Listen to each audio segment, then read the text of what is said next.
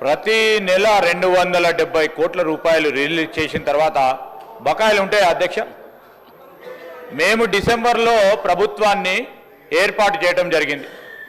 ఫిబ్రవరి మాసంలో సర్పంచుల పదవీ కాలం పూర్తయింది. ఒకవేళ ఉన్నా ఒక నెల కాల సంబంధించిన బకాయిలు ఉంటుండే. ఆయనేమో ఒక పక్షాన 270 కోట్ల రూపాయలు ప్రతి నెల ఇచ్చాము అని చెప్పినప్పుడు బకాయిలు ఎక్కడివి అధ్యక్ష? ఎక్కడైనా తీసుకొచ్చి పెట్టుకున్నారు అధ్యక్ష?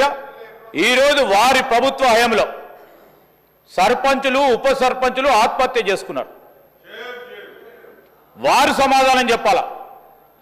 ఈరోజు గౌరవ మా పంచాయతీరాజ్ శాఖ మంత్రివర్యులు చెప్పారు, ఏ విధంగానైతే బకాయిలు మా నెత్తిపైన పెట్టి వారి ప్రభుత్వం ఆ రోజు మేము తీసుకున్న వారసత్వాన్ని ఒకటి తర్వాత ఒకటి పూరించే ప్రయత్నం చేస్తూ ఉన్నాం.